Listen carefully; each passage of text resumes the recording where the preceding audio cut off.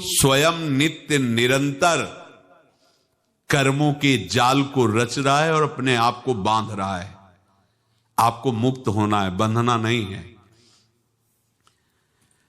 जीव का जन्म कर्मों के अनुबंध से होता है, कर्मों के बंधन से होता है, और उसको अपना ऋण चुकाना होता है। कर्मानुबंध ये बहुत सूक्ष्म विषय है। जैसे आप जिस परिवार में जन्म लिए हैं तो उस परिवार के लोगों से आपका ऋण है, इसलिए उसी परिवार में आप आए हैं। और ऋणानुबंध उसको बिना चुकाए या बिना वसूल किए आप वहां से जाएंगे नहीं। आपको लेना है तो वसूल करना है और देना है तो चुकाना है। ये पूर्व के जन्मों से निश्चित किया गया है।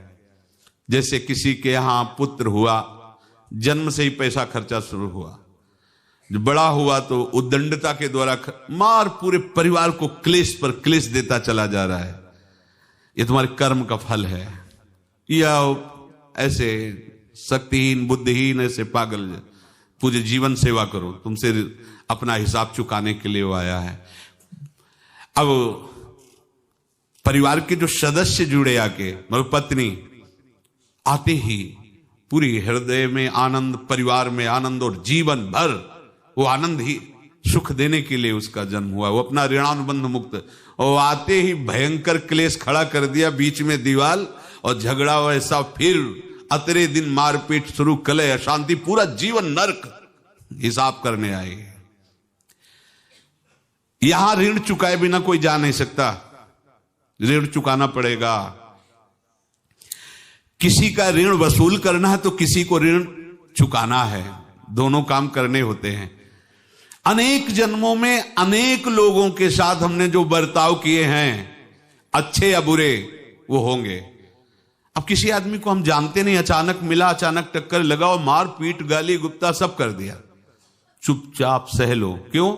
ये आपका हिसाब है, पूर्व का हिसाब। हमारा उससे कोई द्वेष नहीं, कोई संकल्प नहीं। अचानक घटना घटी और हमसे द्वेष करने लगा, हमें पीटने लगा, हमें गालियां दे, ये हिसाब है, चुपचाप सह जाओ।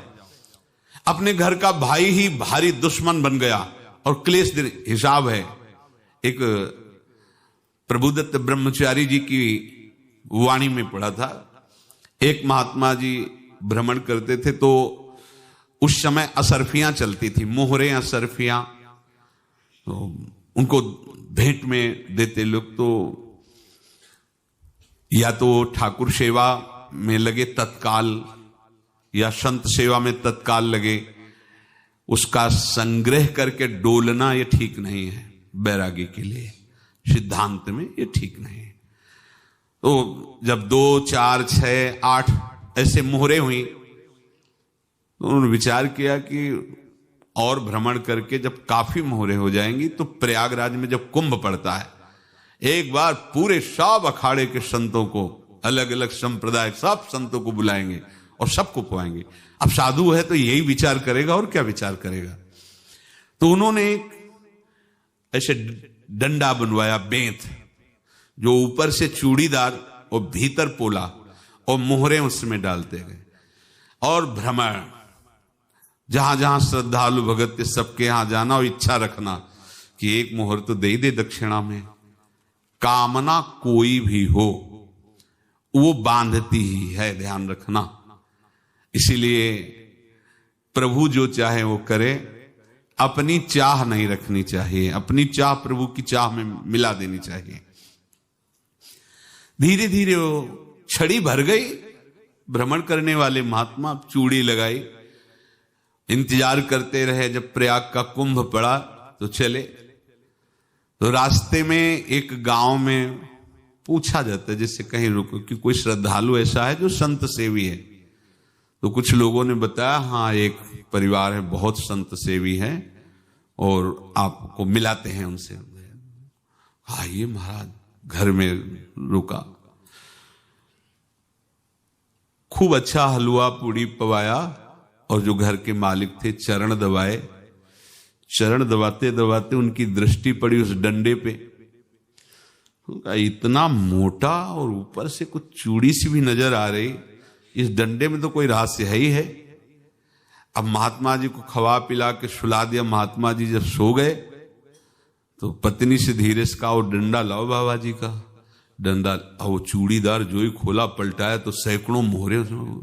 ऐसे संत रोज पधारे भगवान, तुम आनंद हो जाए फिर क्या। पत्नी से कहा, नाप के कंकड़ लाओ। वो तो महात्मा जी तो खाए खीर पूड़ी, आराम से सो रहे।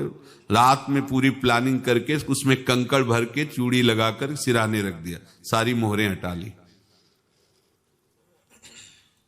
महात्मा जी आराम से छड़ी उठाए तो वजन पक्का। वैसे बड़े लोग चतुर होते हैं, पर ये नहीं जानते कि कर्म कितना भयानक होता है।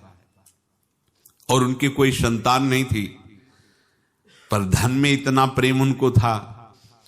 बहुत सावधान। साधु महात्माओं के पास जो अर्थ है, गृहस्थी अगर आता वहीं से है, पर अगर उसको जोर जबरदस्ती या किसी छल कपट से, तो वो उसका विनाश ही करता है। आज तक का प्रमाण है। अब उनको ये भाव पता नहीं होगा, या पता होगा तो लोभ के कारण वो उसको मान नहीं पाए होंगे। महात्मा जी गए प्रयाग में, किसी अखाड़े पर रुके और वहां प्रार्थना की कि कल जो है संपूर्ण अखाड़ों का निमंत्रण किया जाए और सब संतों को भोग पवाया जाए और उनको दक्षिणा भी दी जाए। महंत ने सोचा कि बहुत बड़ा है तो उत्सव है, क्योंकि प्रयाग में कितने हजारों संत महात्मा सब। तो उनका, महाराज बोरों इसमें चीनी और टीनों घी लगेगा, सब व्यवस्था। बोले आप मंगाइए, एक एक हिसाब हम करेंगे, हमारे पास सब व्यवस्था है।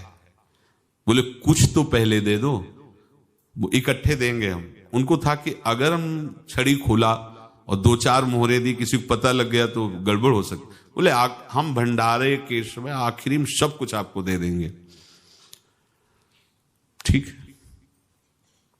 वो अपने पास से पैसे लगाकर खूब जितना सामग्री सब लाए, लाखों की, और सब संतों को निमंत्रण कर दिया। संत जन निमंत्रित हो गए, भंडारा बन रहा है। तब वहां के महंत है और उनका देखो भंडारा भी बन रहा है, संतों को निमंत्रण।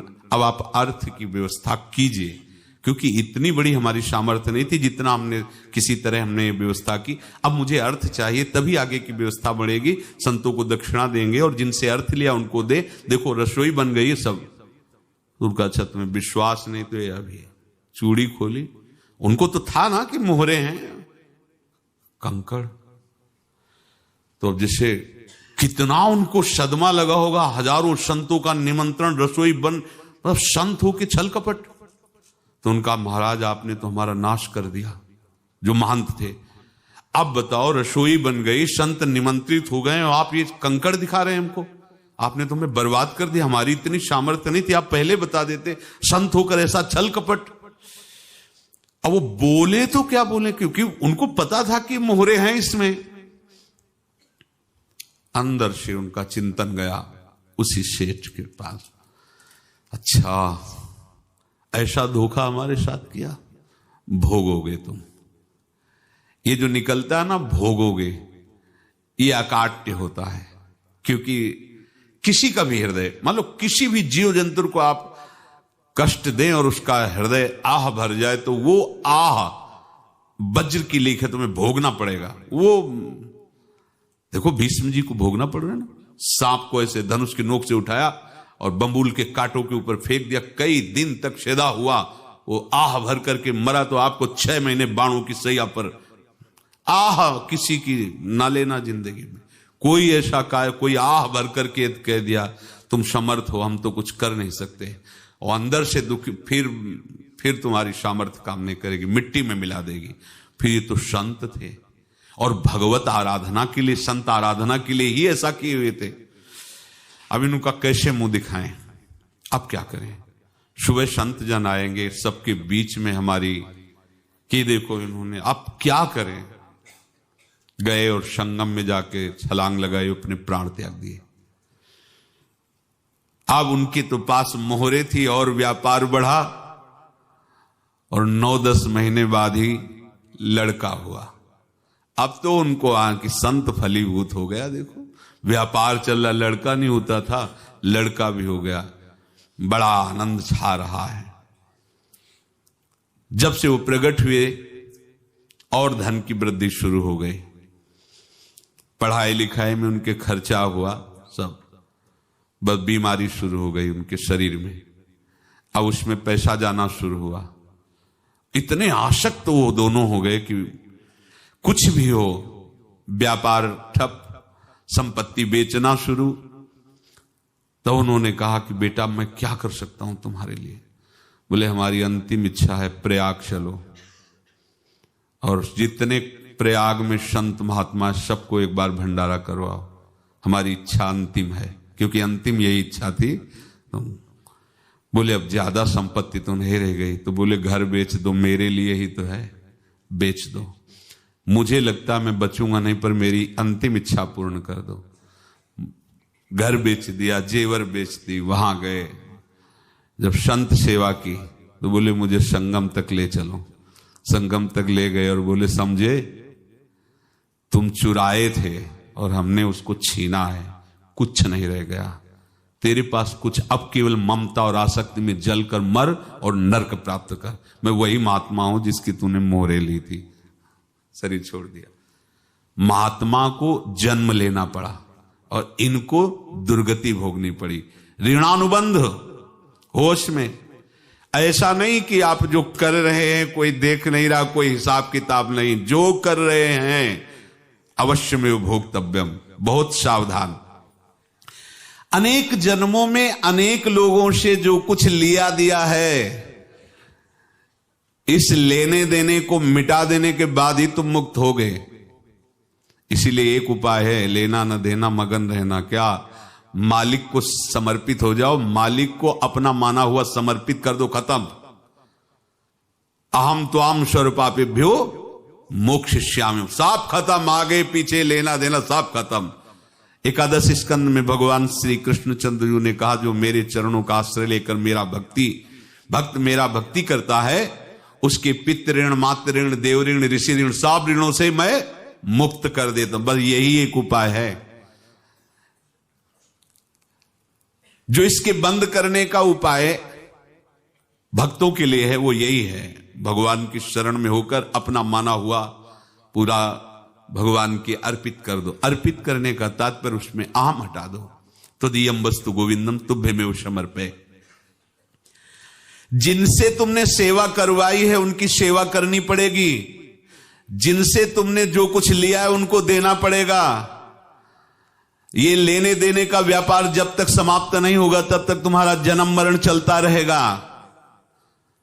अब आपको यहां समझना है, यदि आपसे किसी ने पैसे लिए बेईमानी करके नहीं दे रहा है तो आप उसको गाली मत दीजिए, आपने बेईमानी की थी इसलिए आपकी बेईमानी हुई है, ले गया, कोई बात नहीं है, बंधन से मुक्त हुए, जो बोझा था चला गया। उसको ऐसा ना देखे कि ये बेईमान हमारे रुपए मार लिए, अब जो कुछ होगा देखेंगे। अगर आप आगे नया कुछ करते हैं तो फिर आगे का हिसाब आपको भोगना पड़ेगा, ध्यान रखना। ऐसा नहीं है कि आपको भोगना नहीं पड़ेगा। एक ही उपाय है कि अब जो शरीर धारण किए इसी में जो भोग ले, आगे ना होना चाहिए। तो क्या करे? सर्वतो भावेन भगवान की शरण ले ले। ये तो सर्वाणि कर्माणि मयि सन्न्यस्य मत्पराहा अनन्ये नैव योगेन माम ध्यायन्तु उपासते तेषामहं समुद्धर्ता मृत्यु संसार से। ये बड़ा कठिन है पार होना, कोई छोटी मोटी बात है। एक महात्मा बाल्यावस्था से भजन करते थे, शालिग्राम भगवान पास रखते थे और उन्हीं की आराधना करके बस पाठ, नाम, जप और भ्रमण करते थे। यौवन अवस्था थी, गंगा जी के किनारे अपने ठाकुर को विराजमान करके स्नान करने के लिए कपड़ा ही उतार रहे थे कि 90 लोग आ गए, भाला तलवार सब ले, मारो मारो इसको मारो, घेर लिया। तो उन्होंने हाथ जोड़कर कहा हमने क्या अपराध किया, कोई सुन ही नहीं रहा। तो उन्होंने कहा मार तो डालोगे ही आप 90 लोग, हम कोई अस्त्र शस्त्र तो लिए नहीं, एक बार हमें गंगा में डुबकी लगा देने दो और अपने ठाकुर को स्नान करा देने दो, फिर इसके बाद आप मार देना। भगवत इच्छा से वो लोग रुक गए, स्नान किया और अंदर से प्रार्थना की, प्रभु ये क्या लीला है आपकी, आपके सिवा मेरा कोई है नहीं और ये मुझे मारना चाहते हैं। तो भगवान ने जानते हो क्या कहा उनके अंतर में, तुम मेरे में ध्यानस्थ हो करके शरीर को छोड़ो, ये लोग मारेंगे। ये मेरे भजन का फल है कि तुम्हें 90 जन्म नहीं लेना पड़ेगा। एक ही जन्म में 90 मिलके, तुमने 90 हिंसा की थी पूर्व में, तो तुम्हें 90 बार जन्म लेना होता और एक एक करके मारते। ये मेरे भजन का प्रताप है कि एक बार में ही 90 का हिसाब हो जाएगा। तुम आंख मूंदो, मेरे ध्यान में मगन रहो, मेरे प्रताप से तुम्हें कोई चोट नहीं होगी और स्वाभाविक मूर्छावस्था में प्राण तुम्हारे छूट जाए। ऐसा ही हुआ, ऐसा हुआ। तो ये बात समझ लो कि ये जो कर्मानुबंध है, ऋणानुबंध है। आप देखो, अगर शाप महात्माओं ने दिया कि तुम्हारे वंश का इससे विनाश होगा, तो भगवान भी परम धाम जा रहे तो उसी कील से, बाण की नोक में जो मछली लील गई थी, छोटा कण, उसी से की नोक बनाई और उसी नोक को प्रहार किया। भगवान के श्री चरण में वही बाण की नोक लगी और भगवान ने स्वीकार किया ना। भगवान का बड़ा लीला विचित्र है। अगर छुप करके उधर रामावतार में बात, तो इधर ऐसे स्वीकार किया है भगवान ने। ऐसा कहीं नहीं दिखाया कि मैं भगवान हूं तो मैं अपने लिए, ऐसा नहीं दिखाया। नारद जी का हित किया पर नारद जी ने शाप दिया तो भगवान ने स्वीकार किया। बंदरों ने ही सहायता की, जैसा बोले थे वैसा। ये लीला इस शरीर में भोगनी पड़ेगी। हाँ, ज्यादा को कम में भुगता देंगे, पर अब अगला शरीर ना मिले, इसके लिए सर्वतो भावेन भगवान के आश्रित हो जाए। जैसे आपने दुकान फैला रखी है तो उसमें दो काम होते हैं, लेना और देना। किसी को उधार दिया है तो हमें उसे लेना है, और कोई नगद देकर सामान ले रहा है तो उसे सामान देना है, या उधार लिया है तो हमें उधार देना है। अब अगर दुकान बंद करनी है तो तुम्हें देने वालों पर जोर देना है, लेने वालों पर जोर नहीं। लेने वाला तो जाओ हम क्षमा किया, समर्पित किया, हमारा कोई संबंध नहीं, खत्म हो जाए, वो खुशी हो जाएगा। लेकिन देने वाला, तुम अगर दुकान भी उठा दोगे तो जहां भी रहोगे तुम्हारे पास वो आएगा, लाइए हमारा। तो देने पर नजर रखिए, जिसका जिसका हिसाब है वो आपके सामने आता जाए, हटाते जाओ। लेने पर नजर मत रखिए और दुकान फौरन उठा दीजिए, नहीं अगर लेते देते रहे तो चलता रहेगा। आगे चलकर कुछ लेना न देना, मगन रहना बस अपने प्रभु के चिंतन में। अब हम कैसे जाने कि किसको क्या देना है, हमें क्या पता? तो हम पूरा हिसाब जिनको पता है उनको दे देते हैं। समझ रहे हो? उनको पता है क्या लेना है क्या देना है, तो इनके पास पहुंच गए, सरकारी हिसाब से सब बराबर कर देंगे। हमको अपनी जिम्मेवारी इनकी चरणों में समर्पित कर देना है, तभी हम जीवन मुक्त होंगे। ये रहस्य की बात है। प्रभु कह रहे हैं, यस्य सर्वे समान कर्मों के आरंभ संकल्प और कामना से रहित हैं, तथा जिसके संपूर्ण कर्म ज्ञान रूपी अग्नि से जल गए हैं, उसको ज्ञानी जन भी पंडित कहते हैं, बुद्धिमान कहते हैं। पूज्य श्री भाई जी महाराज कह रहे हैं, जैसे वहां ज्ञानाग्नि से दग्न कह रहे हैं, तो अपने वृंदावन वासियों का प्रेमाग्नि से सब कर्म संस्कार दग्न होते हैं। जिस समय आपके हृदय में भगवत प्रेम का प्रादुर्भाव होगा तो लेश मात्र कभी तुम्हें दुख नहीं भोगना पड़ेगा। प्रेम का प्रादुर्भाव होते ही दुख का नाश हो जाता है, महासुख।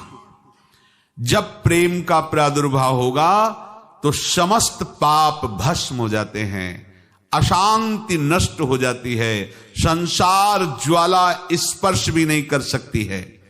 जब भगवत प्रेम का प्रादुर्भाव होता है तो हो सकता है उस उपासक के जीवन में दुखों का पहाड़ टूट पड़े, परिवार खिलाफ, शरीर रोगी, अव्यवस्था, बहुत बहुत कुछ, सब कुछ। कह रहे हैं इतना सब होने पर भी उसके हृदय में कोई भी दुख नहीं होता। ऐसा सामर्थ्यशाली भगवत प्रेम है।